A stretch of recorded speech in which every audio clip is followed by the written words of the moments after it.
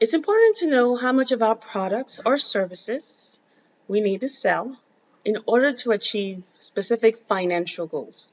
So in this video, we want to target the financial goals of a net income. So we're going to do this by using a hypothetical company. So in this hypothetical company, our product will be oranges. We're going to be a hypothetical company that sells oranges, and we will call our company Smiley Oranges Incorporated. All right, so Smiley Oranges Incorporated has specific costs associated with running the business. So you know that for every business, typically there is a factory, or there is an office, or there is an area, even if it's shared space where businesses gather or people gather to run their businesses. Now, having these spaces usually means that you're going to be paying some amount of money in order to use the space. So these spaces tend to be a monthly charge on the company. So they are done for every month. You would either pay rent, or you pay lease, or you pay a mortgage if you happen to have bought the building. So let's look at these costs as fixed costs. So for Smiley Oranges Incorporated, there is a certain amount of fixed costs associated with running the business. So for this particular scenario, we're going to say that the fixed cost for Smiley Oranges includes electricity, includes a salary for the manager for a month, and includes the leasing of the office space. So we're going to have a monthly cost of $200, and we will call that our fixed cost.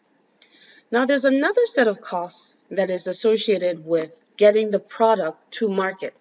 So assuming you're selling a specific item that has a raw materials process, you would have the making of that product. So in this case, since we're selling oranges, we have to get the oranges from the farm or our primary vendor, and then we have to transport it to our location in order to clean it up or whatever we need to do to make it ready to get it to the customer. So these costs associated with the actual product are called variable costs. So we've talked about fixed costs, and now we've introduced the variable costs. So the reason why it's variable is if we chose that in this particular period, we sold 200 oranges, or we plan to sell 200 oranges, there would be a cost associated with 200 oranges. If we plan to sell 300 oranges, the cost would increase.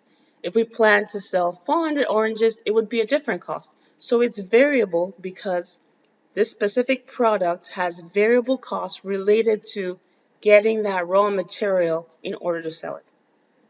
So again, we have the fixed costs, which are like the electricity bills, the salary, monthly salary, leasing of the actual office or location. And then we have the variable cost, which is associated with the actual product. So these are our two costs. So let's say for our hypothetical company, the variable cost for the oranges is $4. So now we have $200 for our fixed cost and $4 for our oranges. Our goal is to get to a specific net income. Remember, we're doing this to achieve a certain financial goal, and we have chosen to get a net income financial goal. So what we're targeting today is we want to make $1,000 within this period. So in order to find out what we need to do to make $1,000 within this period, we have to look at what we have. So we have the variable costs and we have our fixed costs. So the missing piece is how many of our products do we need to sell in order to make $1,000 for the month. And the selling price of our oranges, we're hypothetically saying that we sell these oranges for $6.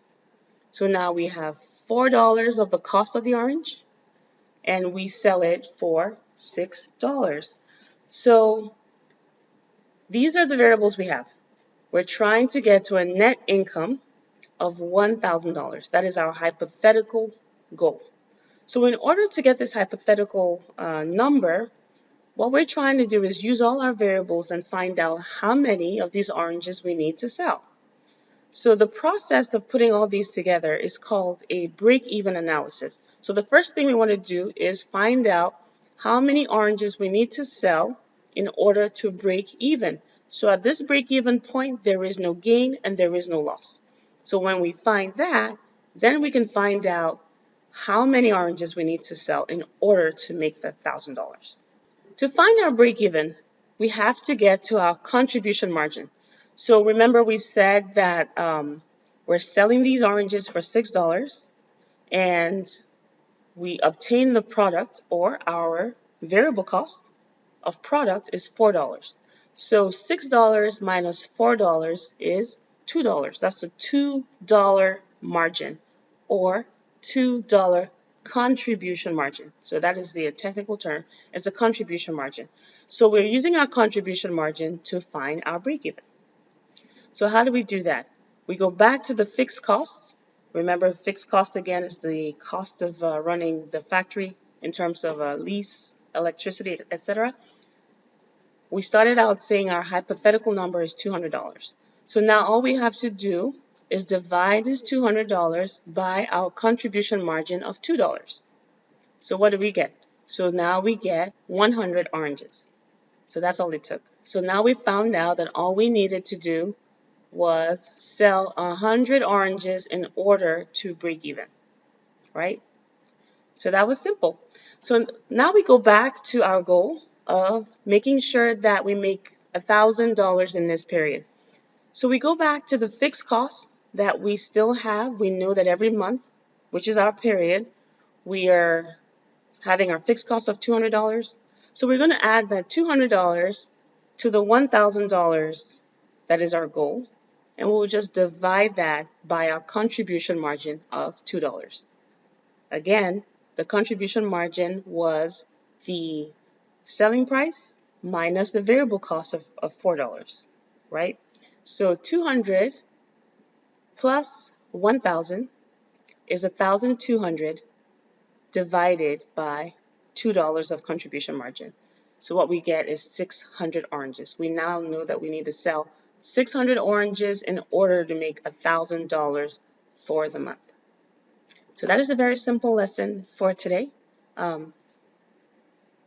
me know if you have questions.